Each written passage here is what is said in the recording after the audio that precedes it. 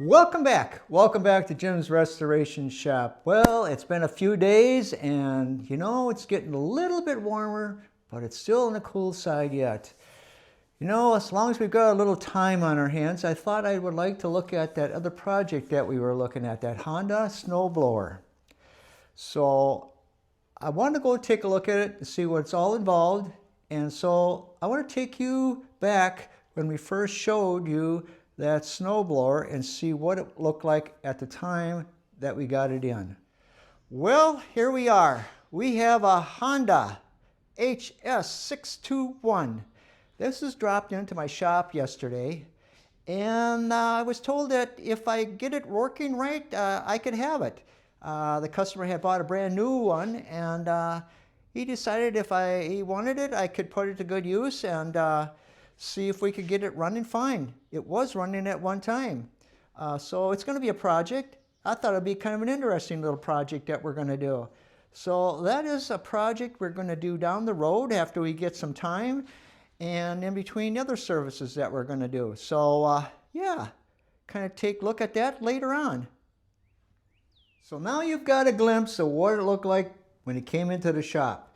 Since then, we've been doing some work on it. And let's take a look and see what we have done with it. All right, you can kind of see we've kind of ripped it apart. That I did, and I did it for a reason, because removing the parts that we needed to remove, it takes a lot of time. And so I wanted to get a little bit ahead of it because I needed to order parts. So I needed to take inventory to see what we needed to update. And I believe we will probably update this belt, this drive belt. You can kind of see the idler pulley kind of goes down quite a ways, and it shouldn't really do that. It probably should be right about there to be tight enough around the bigger pulley that drives the shaft that has the flippers in it to flip the snow out. So we're going to be replacing that. I kind of went around. We're going to have to kind of take this apart. I'm going to probably pull the paddle shaft out to check the bearings, and we'll probably have to replace the scraper blade and the paddles too. So that'll be done. All around, I may be pulling the motor off because I want to get the rest of this snowblower cleaned up and painted so that you can get rid of that rust that's on here. That's one thing you always have to remember. When you're snow blowing and you're done at the end of the day, take a pail of water, flush out your blower, because that salt on the road just eats away at your snowblower. And I'll tell you what, the price that you're paying for this equipment today, you got to start taking care of it, because it won't last. It won't entirely last, and it doesn't take that much time just to throw some water on it and clean the salt out of it. So yeah, we're going to be tearing it apart a little bit more. It's going to be a long process indeed. We'll probably not be working at this full time, but we're going to be working at it and checking out to see what parts we need to replace. So that's where we stand at this point. Alrighty, we've got the snowblower on its side. And don't worry, the oil has been drained off the motor, so we don't have to worry about any spillage going on. First thing we're going to do is we're going to have to remove the brake that goes around the drive on the pulley. So we get ourselves a pliers, pull this lock off, put your washer off, we'll set that aside, and then what we can do is move this by moving the handle right like this, the tension control, and right off it will come, like that. And there we are. There's a little bit of a spring on the back side. So we got to make sure that when you put this in, it gets locked just like that. So now we can go ahead and remove the belt, drive belt. Should be able to pull it up like so, and off it comes. Now at this point, you can go ahead and put that brake back on. And that way, And you see this little hole on the side? That's where that spring goes in. Fits right in that little hole area.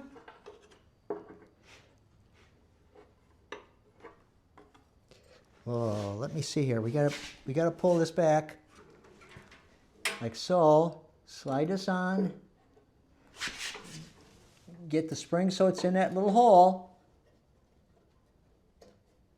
Just like that. And there you are. Brake's back on. So now when you go ahead and assemble the brake assembly back again, make sure, like I said, that spring has to go down in the hole, and the other part of it goes on this side. There's a little notch on that side of the brake. And then it goes down underneath your idler sprocket right here, idler pulley. And then put your washer on, put your clip in, and now when you activate it, see, that's your tension control. Now it's up. It's operated by the spring itself. See that? And then when it comes back up, it pushes that lever down onto the brake, onto your pulley. And that's how that works. So now we're going to take a look at that scraper blade.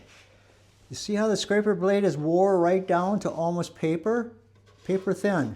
And what happens when it wears down, this protects your belt from wearing out. Because when this scraper blade wears out, it gets closer to the concrete, and as this paddle rotates, it's like grinding it off, grinding your rubber pads off. And that's one way of destroying them entirely. Not only that, but if this gets down low enough, you're going to start wearing holes right through your frame. Like this one's already got a little bit on this side right here. I may take the welder after a while and I maybe just put a bead on here and sand it down a little bit. Give us a little bit more metal here than what we have. But it's already been starting, so I'm going to have to go through that and do some body work entirely on that. And that's why these paddles here are wore down, because they've been hitting the concrete right here. So, yeah, like I said, we got a lot of work ahead of us, but all in all, it's a sound machine indeed. I mean, I did hear it run, and it runs really nice, really smooth. It's just that it's been neglected, and got to go through it and check it all out. I'm going to be probably pulling this flywheel off so that we can pull the flipper shaft out, so we can get into it and see what that's all about, check the bearings and see if they need to be replaced. So what we're trying to do here is remove this scraper blade, this plastic scraper blade. You got mount bolts right here. We got one on the bottom yet. I'm going to loosen that up, see if we can get that off. Socket on there, number 10. Okay. So that's going to be a problem. So we get ourselves a pair of channel locks, get on the inside, hold it, and then what we're going to do is we're going to take a ratchet and we're going to ease it off this way. They're pretty kind of rusted. We're going to be replacing that with new bolts. We're not going to use the same ones over. Oh no. These are carriage bolts in here. And they got a little bit of a hex at the back of it. I'll show you that once we get this bolt off.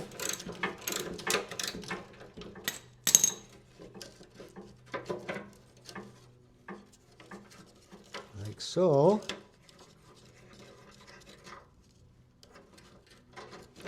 Got a little plate on the back side, which we'll use when we put the new scraper blade on. Look real close. Got these carriage bolts that got like a square at the back of them. That's what fits into the metal part itself. Well, all in all, it's not chewed up. It's just got a little rust on it here, which we'll clean up. And all in all, it's in good shape, very good shape.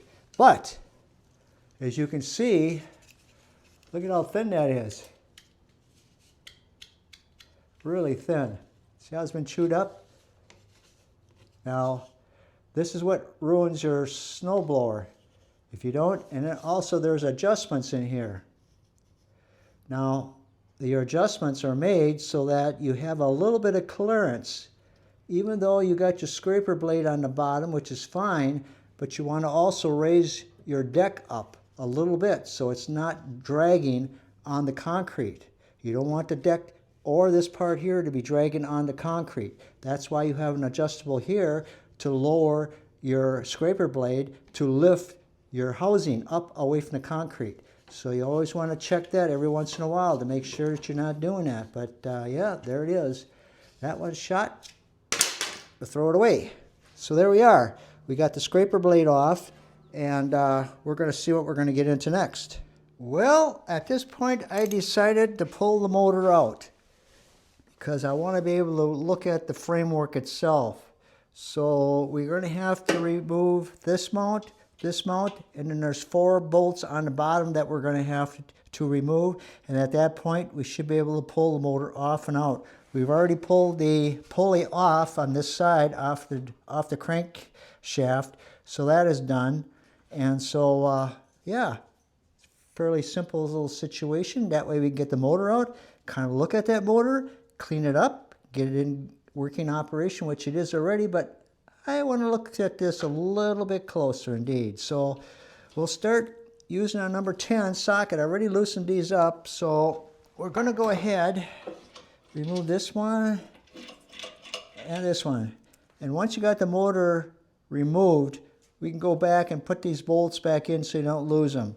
So right now we'll set these mounting bolts aside. Next thing we're going to do is we're going to flip this over on the other side, and then we can loosen up the 4 mounting bolts on the motor. All right, we got ourselves a number 10 socket here. We're going to hit those. I already loosened up these 2 on the top. We'll get these on the bottom. And we will... Come every time you want something to work, it doesn't want to work. Unbelievable. Let me get a wrench. Well, you can kind of see we pulled the motor out. And I got to tell you, there's 4 mounting bolts on the bottom of this motor. 3 were really good as far as getting out. But that last one, what a bear. It was a bear to get out. Because of the way they engineered that last mounting bolt. For one thing, now these mounting bolts here, they have a kind of a compression nut on it that tightens down on it. So instead of using lock washers, they use a self-compression type of nut that holds it in tight. So what happens is that nut right here gets mounted on the coming up from the bottom, and it gets mounted right at the top.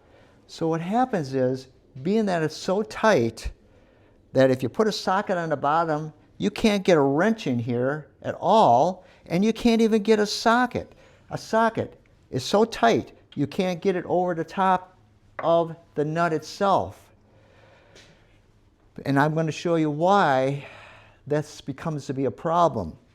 But I ended up, my last resort, I had to use the grinder and grind off the head and punch it through. We're going to be putting new bolts and nuts on it for sure. But I tell you, it was a bear because of the way they engineered that part of it. And it works fine from the factory when you got to put it together, because they come up from the bottom and they ratchet on that nut on the bolt, which tightens it up right away. They probably hold in a wrench right here at the top to kind of hold it a little bit. But now when you want to remove that same motor again, now you can't get in there with anything to get it off. I'm going to show you why that became a problem. And yeah, we got every part here busted off of that blower. Now here was a choke throttle, a choke lever, the controller that's rusted out. It was completely rusted tight. So we're going to have to replace that. And you know what? That wasn't too cheap, not at all. It's quite expensive for this little controller, but that's the way it is. Some manufacturers like Honda, they have their own parts, and yeah, you pay for it, but it's quality. It's quality, and it is. But anyway, we have a lot of parts. I want to show you now the framework as far as what we got going on there.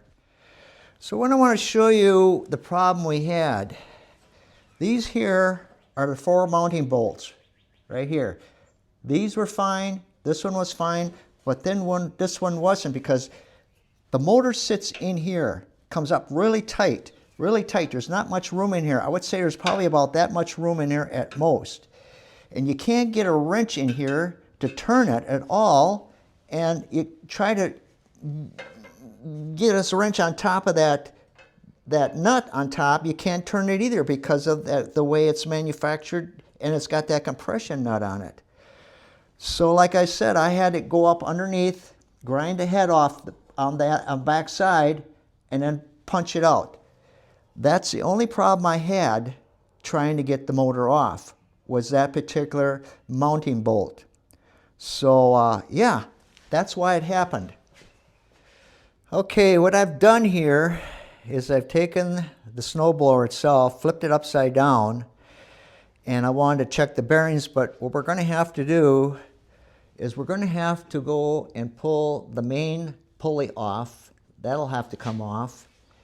And then we'll come around the other side. We'll pull the cap off, the bearing cap off the end here, and loosen that up. And then what we've got going on here, I don't know if you can hear this or not, check those bearings. They're a little bit, I can hear them. They're probably dry, but I can hear it. And so we're going to be taking that main shaft out and pulling this part of the mechanism out so that we can look at it, check the bearings, and see where we stand at that point. All right, we got ourselves a number 10 socket. We're going to take the bearing cap off first. So, get in here, ratchet this off. Try make sure that we get the nut off and the bolt itself. Loosen it up. This is what it's all about. When you want to restore something, you got to totally rip it apart. And just see, I just get really excited just to see what makes a product. What did engineering do to make this product work? There's the cap, and there's the bearing. Sealed bearings. So what we're going to do is loosen up that bolt right there, pull that off, and then the bearing should slip off, and then we'll take the other side off that's got the main pulley on it, and that'll be the same thing. It'll probably have a bearing on the other side just like that. So let me get a socket, and we'll remove this part of it right here. All right, we got ourselves a number 12 socket. Now you notice I want to block up this paddle shaft here by using a crowbar and stick it inside to lock it tight. Now we can go ahead and now we can loosen up that bolt. Oh, it's on there, but good. I don't want to use an air ratchet because I don't want to... There it comes. Wow. But see, that's how hard it was. Now we can pull that pry bar out, set that aside, and now we can just turn this off by hand. Like so.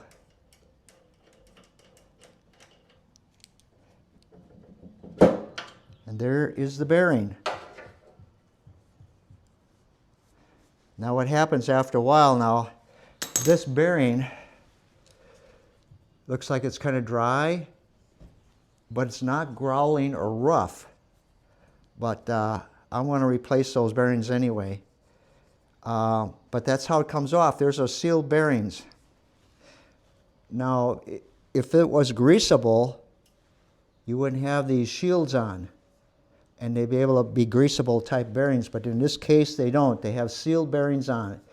So that's how that part of it is pulled apart. And now we'll do the same thing on the other side.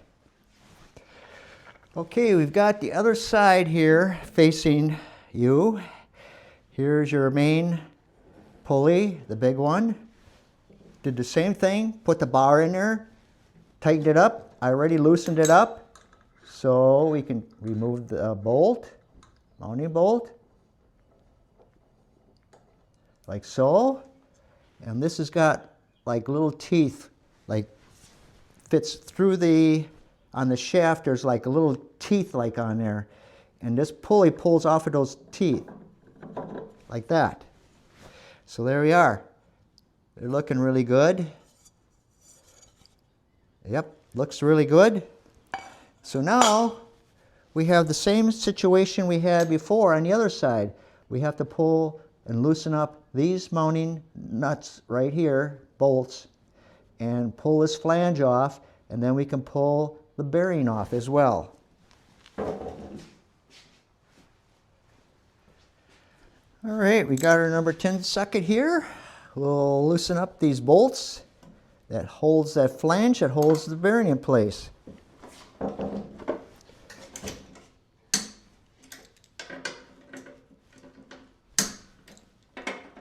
One more here.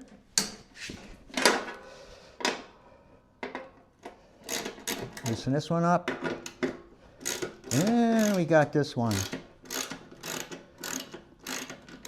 You know, I just got a call on a service about a chainsaw acting like it didn't want to run, like it acted like it wasn't getting any gas.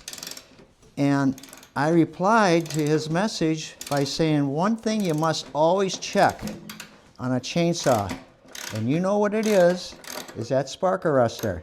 If that is plugged up, it will not run because it cannot breathe. You have the air coming into the carburetor, and you got to have air going out through the muffler. And that's why on all 2 cycles, they always have a spark arrestor on there, because they don't want to cause any sparks out in the woods or anyplace else that would start a fire. And so you always want to check that right away on chainsaws. That is the number 1 important thing you always want to check. So I thought I'd just pass that little tip on for today. Here we are, we got our flange off. Bearing should come right off like this. And there we are. Now this one here feels a little rough. That it does. So this was the one that was making the noise as you rotated the shaft. So we'll be replacing that. I don't know if there's a part number on here. Let me see here. Yes, there is a number here. It's a 6203L. That's what it is. A 6203. Yeah, 6203L. That's what it is. That's the bearing that's needed for this shaft.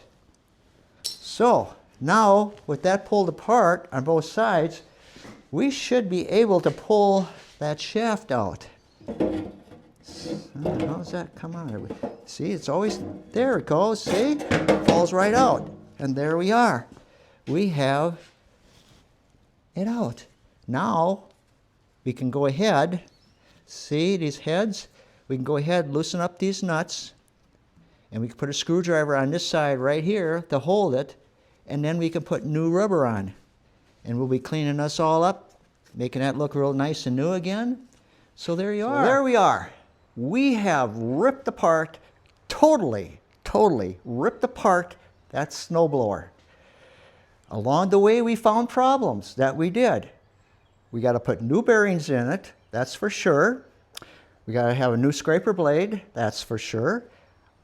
A belt, a direct drive belt that we're going to put in there. And we're going to give it a cleanup, give it a fresh paint job. Oh, and also replace the paddles on the main shaft. We're going to replace that. And along the way, we did learn a few things about that snowblower. Remember, every piece of equipment is not the same. It really is not. They all have their little perks along the way. But we found them, and we solved them. So, at this point, I got to order parts to get parts into the shop so we can go ahead and fix it out entirely. So I'm going to let you go at this point because, yeah, we've got a real teardown. But this is what it takes. This is what it takes to refresh a piece of equipment. So, if you enjoyed this part of the show, I call it the show, but it's a video.